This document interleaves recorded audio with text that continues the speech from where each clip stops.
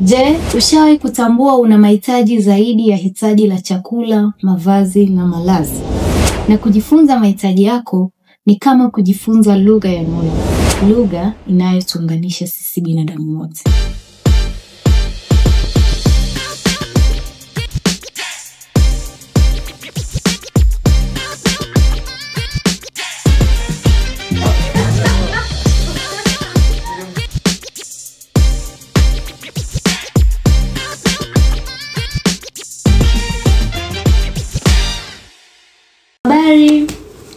Karibu Hearts to Hearts Africa podcast, na leo utakuwa pamoja na mimi host wako Nunu Simba pamoja na Johnson. Na leo tutazungumzia jambo la muhimu sana. Jambo ambalo linaweza kubadilisha mtazamo wako wa maisha, jinsi ya kuhusiana na watu na jinsi hata ya kuzungumza na watu. Na jambo hilo ni mahitaji ya kibinadamu. Johnson, unafikiria nini kusikia neno mahitaji? Mahitaji na uzito wake, na maana naona kama lina uzito. Mahitaji, unafikiria nini? Kwa mimi kwanza nikirudi nyuma kulingana na nilivyofunzwa shuleni ama watu wengi tulivyofunzwa shuleni, mahitaji ni yale mambo ya msingi. Zamani tulikuwa tunasema basic needs, ambayo mostly ama wengi wetu tunajua kama ni malazi, mavazi, chakula. Lakini nilipoweza kukua nimeweza kujua kwamba kuna zaidi ya hizo. Mimi nina mahitaji na watu pia wana mahitaji. Kunaweza ukawa na hitaji labda la kupumzika, hitaji la usalama, hitaji la upendo, kuheshimiwa, kujifunza, kucheza, kupumzika. Kwa unaona kuna mahitaji mengi sana ulimwenguni. Sio tu yale matatu ambayo tumeweza kukremishwa katika shuleni, lakini yapo mengi sana. Ndio, nimekupata. Kwamba anachojaribu kuzungumzia Johnson, na kubaliana na wewe kabisa, kwamba tulifundishwa matatu tu na tukakuwa tukijua hayo mahitaji matatu. Lakini kuna zaidi ya hayo, na hayo mengine pia ni ya muhimu kama hayo matatu yalivyo. Yaani ni kama mzizi kwenye mti, mahitaji hayaonekani. Mizizi kwenye miti haionekani, lakini bila mizizi mti haukui kabisa. Kwa hiyo sisi pia kwa maisha kuendelea, maisha yetu kwa lugha ya Kiingereza inasema needs are the quantities that enrich life. Yaani kwamba ndo kile kinachokuza maisha. Ili maisha kutokea, maisha kufanyika, maisha ya kila siku ni kwa sababu ya mahitaji. Sawa? Na ukisikia pia mahitaji, jambo gani tena linakuja kichwani kwako ukiachana kwamba umeelewa kwamba kuna mahitaji mengi? Je, unaweza kutufafanulia zaidi ni jinsi gani naweza kutambua haya mahitaji? Kwanza mahitaji ni mambo ya msingi ambayo yanaweza kuangaza maisha yetu ya kila siku. Tunapokuwa na mahitaji, maisha yetu ndio yanazidi kuwa bora. Ama unapotambua mahitaji yako, maisha yako yanazidi kuwa bora. Sasa kuna cha kwanza kuweza kutambua mahitaji yako, na cha pili kuweza kuwasilisha mahitaji yako kwa mtu mwingine. Kwa kuna vitu viwili. Kwanza wewe kama binadamu ama binafsi utambue mahitaji yako. Na ukishatambua jinsi gani unaweza kuwasilisha ama kuyaelezea mahitaji yako. Na Nunu, mahitaji unaweza kutambua kwa kuweza kuangalia hisia zako. Unajua labda ninajisikia huzuni. Kwa nini nina huzuni? Kwa sababu nina hitaji langu labda la usalama ama kusikilizwa halijatimia. Kwa hiyo hisia zetu zinaweza kutuonesha mahitaji yetu yametimia ama hayajatimia. Nina furaha. Kwa nini nina furaha? Hitaji langu la kupendwa, kuheshimiwa limetimizwa. Kwa hiyo Johnson, nimekusikia ukisema kwamba tuna mahitaji zaidi ya yale matatu tuliyofundishwa. Unaweza kunielezea zaidi ni nini unamaanisha hasa ukisema mahitaji zaidi ya yale mahitaji mengine? Nitayatambuaje haya mahitaji yangu? Kama nilivyosema Nunu, tuna mahitaji mengi sana. Na mimi naweza nikawa na mahitaji haya na wewe ukawa na hayo sawa. Na siku zote mahitaji ni ya pamoja na ya ulimwengu mzima. Mimi niko Tanzania sasa hivi, ninaweza kuwa na hitaji la kuheshimiwa. Mtu aliyoko Marekani, Kenya, Uganda, wapi, na yakawa na hitaji hilo hilo. Kwa Kiingereza tunasema needs are universal. Kwamba mahitaji ni ya ulimwengu mzima kwa pamoja. sio tu Tanzania, labda hapa unaweza kukuta tu tunahitaji labda la usalama, nchi nyingine hakuna hitaji la usalama. Mahitaji yote kwa ujumla yapo dunia nzima. Sasa ni jinsi gani tunaweza tukawasilisha mahitaji yetu bila kuwa na mgongano ama mgawanyiko baina yetu? Kwa mfano Nunu, mimi naweza kukwambia ninahitaji kuondoka hapa sasa hivi. Lakini hiyo sijaweza kukuwasilishia mahitaji yangu. Unaweza ukawa na mitazamo kichwani kwako, labda haheshimu kazi ninayofanya, haheshimu muda niliotenga kukaa naye hapa siku ya leo. Lakini mimi labda ninahitaji la kupumzika. Nahitaji kupumzika sasa hivi, lakini namna nilivyoweza kuwasilisha hitaji langu ikawa ni tofauti, ambayo itatenganisha mimi na wewe, kutakuwa na mgawanyo. Kwa hiyo pia kuna kutambua hitaji lako, ninahitaji kupumzika. Namna gani ninaweza kuwasilisha hitaji langu? Nunu, ninahitaji kupumzika. Unaweza kunipa dakika 5 nikaweza kukata hiki kipindi nikaweza kupumzika? Lakini sisi hapa naweza kusema tumekulia kwenye tamaduni ambayo ukiachana na kwamba tumefundishwa tu mahitaji matatu, kila sidhani kama tuna utamaduni wa kueleza mahitaji yetu. Labda ni kwa sababu tulikuwa tujui, kwa hiyo tunahitaji like shift of mentality, kubadilisha mtazamo wetu kwamba niweze pia kuelezea mahitaji yangu. Kwa sababu kama nahitaji kupumzika kama ulivyosema, si rahisi mimi kukuambia kwamba nahitaji kupumzika. Nitakwambia ngoja niende nikalale. Najua. Na unajua pia wengi wetu tumekuwa kwenye tamaduni tofauti na huwa tunachukulia kama mahitaji yanakosa ama lawama, lakini kiukweli mahitaji hayana kosa wala hatia yoyote. Unamaanisha nini? Yaani ninaposema mahitaji hayana kosa wala hatia yoyote, namaanisha kuna watu tumekuwa tunakuwa na uoga wa kuweza kueleza mahitaji yetu, kwa sababu tukieleza tutaonekana, yani watu watatafsiri vingine. Labda ni vibaya kueleza kuhitaji kitu ninachohitaji, kusema kitu ninachohitaji. Kivipi? Kwa mfano Nunu, mimi kusema labda ninahitaji kupumzika. Kichwani naweza kuona atanionaje huyu? Nataka kulala mchana huu. Nataka kulala mchana huu, mwanaume akatakuwa kufanya kazi, unajua Lakini mahitaji hayana kosa yoyote. Mahitaji yapo, lakini namna tunavyoweza kuwasilisha. Mara nyingi tumeweza kutukua tunatumia mbinu za kuweza kufikia mahitaji yetu kama kuelezea mahitaji yetu. Kama nilivyotolea mfano Nunu, ninahitaji kuondoka sasa hivi. Lakini kiukweli nahitaji mapumziko, ndio hitaji langu. Lakini nimeweza kutumia mbinu ya kuweza kufikia hitaji langu. Kuondoka ni mbinu ya mimi kuweza kutimiza hitaji langu na kupumzika. Kwa hiyo mbinu yangu mimi inaweza kuwa haiendani na ya kwako ama haifanani ama uhitaji wewe hiyo mbinu. Kwa mimi na wewe tutaweza kuwa na mgawanyiko. Lakini ninapokueleza hitaji langu, wote tunaweza tukaangalia, okay, unahitaji kupumzika Johnson. Na mimi ninahitaji labda kuweza kukaa hapa ama ukanielezea na wewe hitaji lako. Tunaweza kutafuta mbinu ya kuweza kutimiza mahitaji yetu wote binafsi. Subiri, hapa umenipoteza. Ndio. Niambie hivyo. Unaweza kunifafanulia zaidi? Unaniambia mbinu, unaniambia mahitaji, hapa kidogo umenipoteza. Jaribu kuelezea kidogo. Mahitaji tumetambua ni kila mtu ana mahitaji. Kwa hiyo hapa mimi nilipokuomba naomba ujaribu kunielezea unadhani ninahitaji? Unahitaji la kuweza kuelewa ama kwa Kiingereza tunaita clarity, lakini pia unahitaji la kujifunza. Ndio kweli. Kwa hiyo kuna mbinu tofauti unaweza kupata hitaji lako. Unaweza kuniambia Johnson, unaweza kuniandikia notes kuhusu mahitaji na mbinu. Hiyo ni mbinu ya kwanza. Mbinu ya pili ni kama ulivyoweza kuniomba kwamba mimi nikuelezee. Kwa hiyo unaona tuna mahitaji, lakini mbinu za kuweza kufikia mahitaji yetu ziko nyingi sana. Subiri. Kwa hiyo hapa unamaanisha kwamba kuna mbinu za kufikia mahitaji na kuna mahitaji. Na hivi ni vitu viwili tofauti. Cha kwanza haviko pamoja kabisa. Yaani Nunu na msikilizaji wangu, napenda wote tutambue kwamba kila mtu ana mahitaji. Ndio. Na mahitaji haya kuna mbinu tofauti za kufikia mahitaji yetu. Kwa mfano, tumekuwa na tamaduni za kuwachoma waizi, lakini hatuwezi kuangalia wana mahitaji gani. Ndio. Sisemi tusiwachome wala tuwachome, naomba tuelewane hivyo. Lakini kila mtu ana mahitaji na kila kitendo tunachofanya ni kutimiza mahitaji yetu. Mimi nitakuibia sasa hivi Nunu simu yako kwa sababu ninahitaji, labda ninahitaji la fedha, mama yangu anaumwa amelazwa ICU.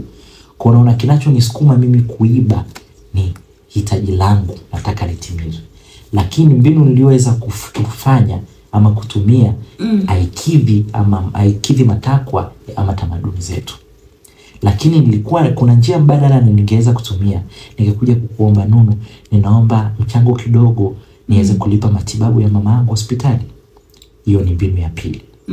Ama ningeweza kutumia mbinu nyingine zaidi. Ningeweza kuomba jamii, ama nikaenda hospitalini kwa viongozi wa serikali nikaweza kuomba msaada, mama yangu akaweza kupata matibabu. Kwa hiyo unaona, nilichagua mbinu moja kuweza kuiba, ambayo mbinu haipendezi wala haikidhi matakwa ya jamii zetu. Kwa hiyo nawezaje kutofautisha mbinu na hitaji? Nitajuaje hii ni mbinu na hii ni hitaji? Kwanza utaweza kujua kwamba unahitaji pale ambapo unaweza kuangalia hisia yako. Labda nina hasira. Kwa nini nina hasira? Utafute sababu ya hasira yako. Nina hasira kwa sababu nilikuwa ninahitaji kuheshimiwa na sijapata heshima yangu. Nimekuja hapa kwenye kipindi na Nunu hajaweza kunitambulisha ipasavyo.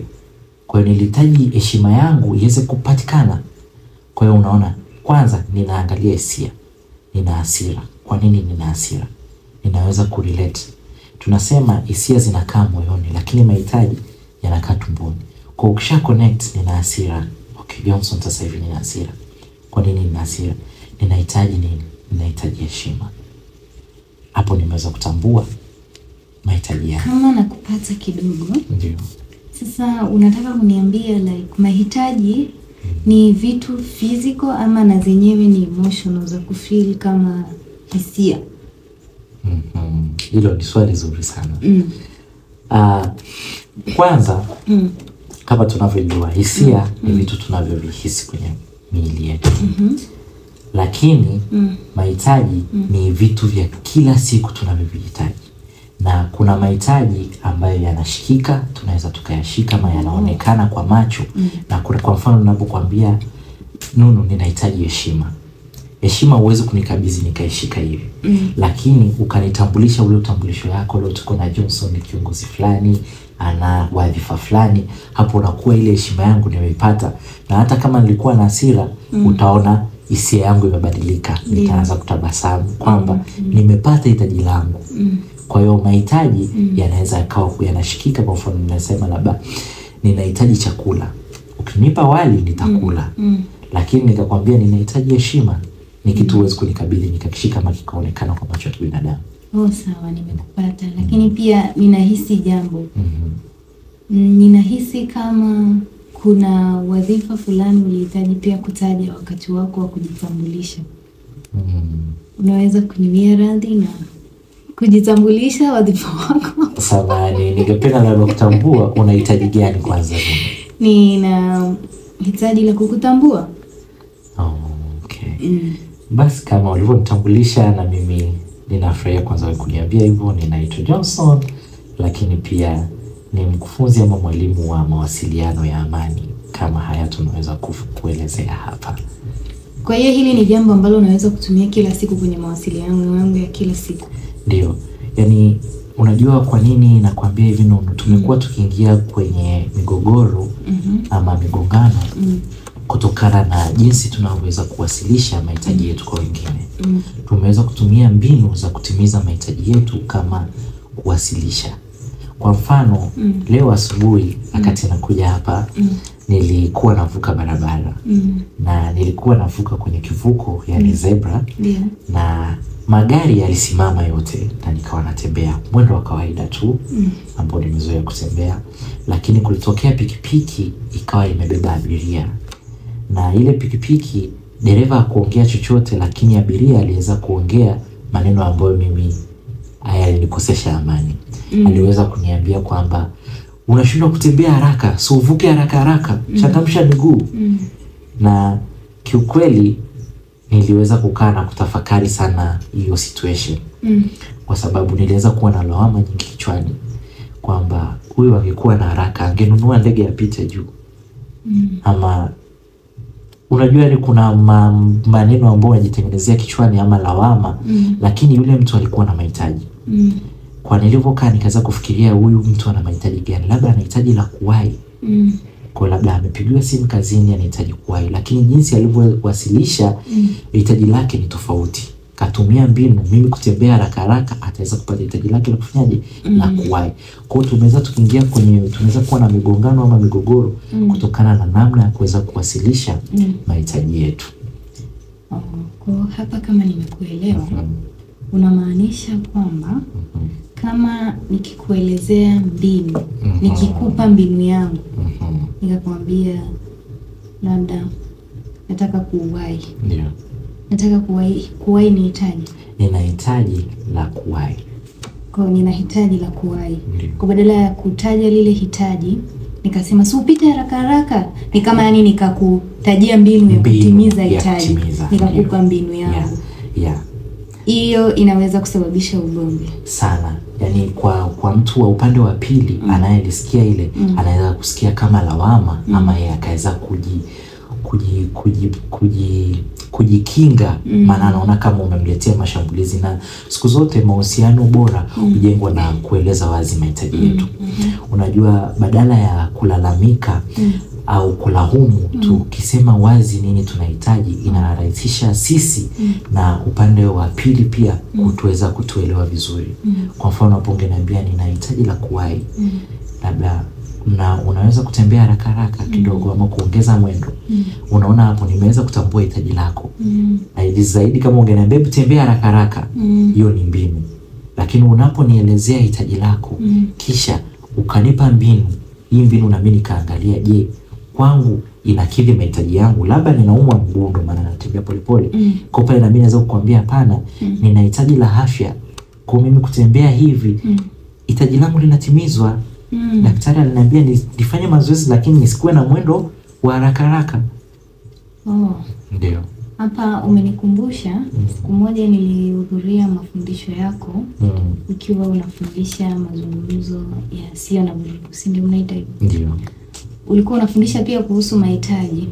Ulipokuwa unafundisha kuhusu mahitaji, kuna activity moja ulitufanyisha. Ilikuwa inaitwa 4 corners. Yeah. 4 corners. Yeah.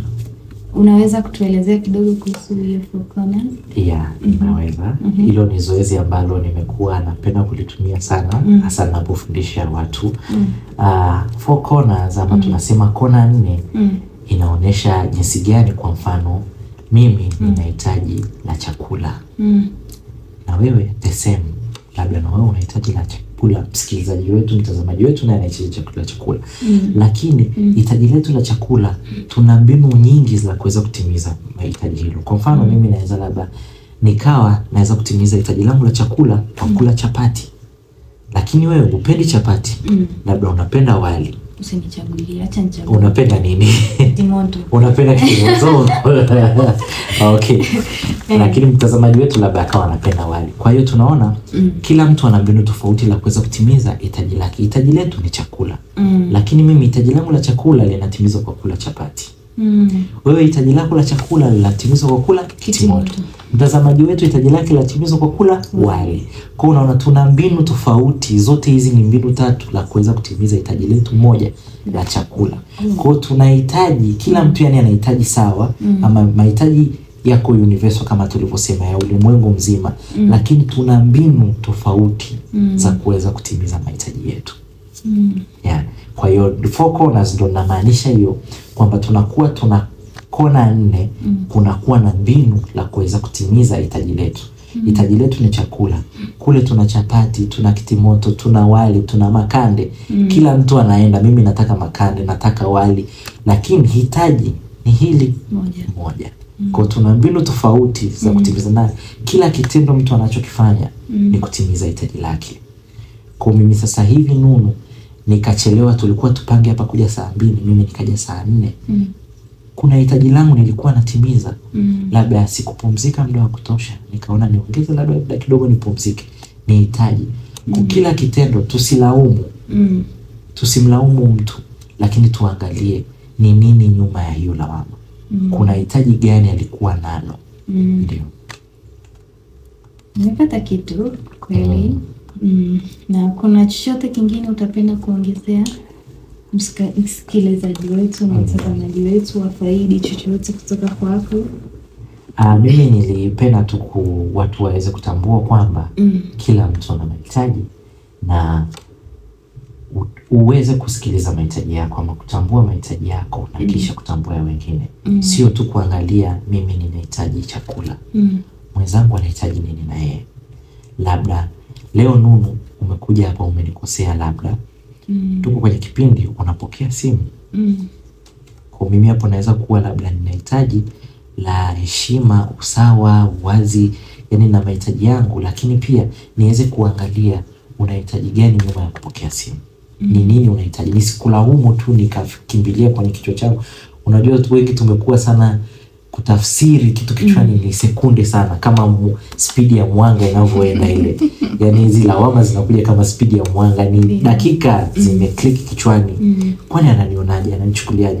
Lakini natamani wasikilizaji na watazamaji wetu tuweze kuangalia zaidi ya hapo, kuangalia nyuma, huyo mtu amefanya hichi kitendo, ni nini alikuwa anahitaji, ni sababu gani? Kwa mfano nimewahi kuona mwalimu akiweza kumwadhibu mwanafunzi kwa kuchelewa shuleni, lakini baadaye alikuja kujua sababu. Yule mtoto alikuwa na wazazi ambao wanaume, alikuwa anaishi na mama yake na alikuwa ni mgonjwa. Yule mtoto alikuwa anaenda kuuza maparachichi ndio aweze kununua dawa za mama yake. Kwa hiyo tunaangalia tu, tusimchape tu kwa sababu amechelewa. Mimi hitaji langu kama mwalimu ni kuwahi ama kuheshimiwa. Ninaposema saa 1 ufike saa 1 shuleni, kwa nini nitakuadhibu utakapokuja saa 2? Lakini nyuma ya kukuadhibu, nyuma ya kuweza kuangalia kwa nini umechelewa, kila siku unachelewa Nunu, kwa nini? Niweze kuangalia una mahitaji gani. Unahitaji kusikilizwa, kueleweka. Kwa kila kitu mtu anachofanya ni kuweza kutimiza mahitaji yake. Yeah. Unajisikiaje? Kuna wepesi najisikia, yani natamani kama watu wote wangeelewa na kupata mafunzo haya, kwa sababu natambua yana nguvu. Kuna kitu ndani. Ni kweli kabisa.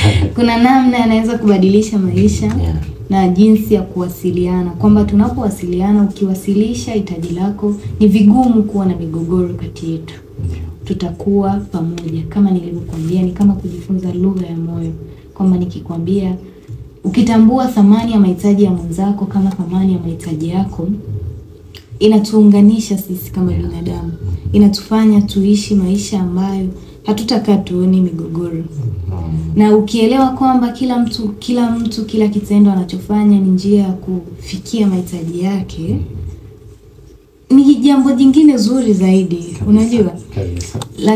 Ni kama maisha yetu ya kila siku. Mfano wewe na majirani zako, ama wewe na mpenzi wako au yeyote. Ni kama kusingekuwa na ugomvi, kwa sababu tunasemaga tu kwenye kila mahusiano tunahitaji mazungumzo. Na kwenye kuzungumza sasa tunazungumza nini?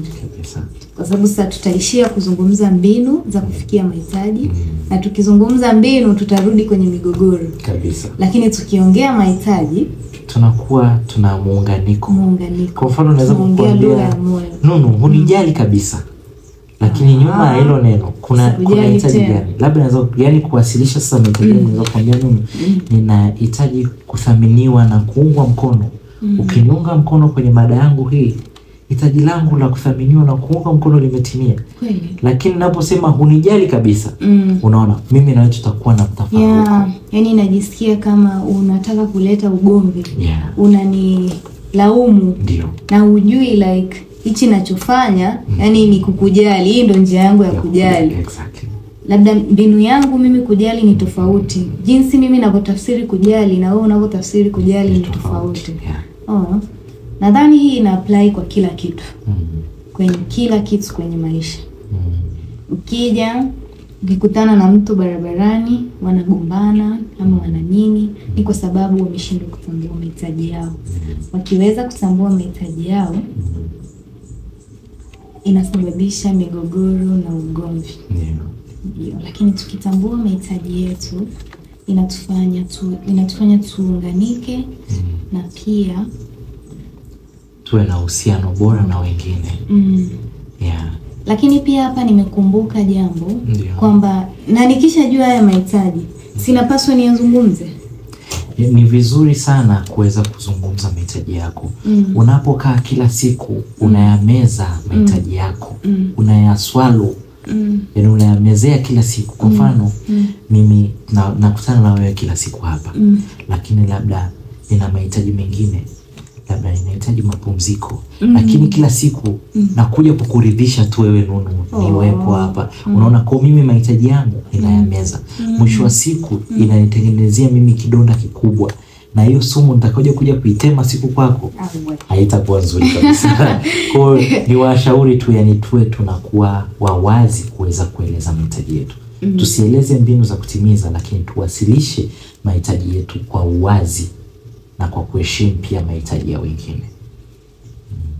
Kusema ukweli, mimi nimejifunza jambo na nimepata kitu, na ningependa kumuuliza Johnson, kwa yeyote anayependa kujifunza zaidi ama kujua zaidi kuhusu mahitaji, je, elimu hiyo na mafunzo hayo yanapatikana wapi?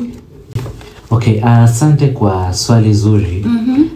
Elimu hii kwanza inaitwa mawasiliano ya amani ama mawasiliano sio vurugu, ama kwa Kiingereza tunaita non-violent communication, kwa kifupi ni NVC, non-violence communication. Ndio. Ambayo mwanzilishi wake anaitwa Dr. Marshall Rosenberg, na ameweza kuandaa kitabu kinaitwa Language of Life, yani lugha ya maisha. Kwa hiyo hivi vitabu vinapatikana mtandaoni, lakini pia unaweza ukacomment tu pia hapa kwenye podcast yetu, tukaweza kufikisha kwa vitabu, ukaweza kuorder. Lakini kwa uzuri kabisa hivi vitabu pia vimeweza kutafsiriwa kwa lugha ya Kiswahili, ambavyo tunavitegemea karibuni vitaendelea kupatikana. Lakini pia katika podcast yetu ya Hata Africa tutakuwa tuna episode ama miongozo itakaweza kutuonesha jinsi ya kuweza kuwasiliana kwa amani ama bila vurugu, kuweza kutimiza mahitaji yetu, lakini kutimiza mahitaji ya wengine. Asante sana Johnson. Nashukuru sana kuwa na wewe leo. Na karibu tena. Asante sana. Nipende kuwakaribisha katika podcast yetu ya Hata Africa. Tutakuwa kila wiki tuna episode tunaweza kutoa, wote tuweze kujifunza namna ya kuwasiliana bila mafarakano, namna ya kuwasilisha mahitaji yetu kikamilifu na kwa uwazi, na kuweza kusikiliza mahitaji ya wengine. Na tutakuwa hapa kila wiki. Usisahau kusubscribe, kulike, comment, lakini pia kushare kwa rafiki yako. Kwa hiyo waambie ndugu jamaa na marafiki, ni muda wa kuanza safari ya uelewa kwa pamoja. Karibu sana. Na wote kwa pamoja, mimi na Nunu tunapenda kuwashukuru na tunapenda kusema bye.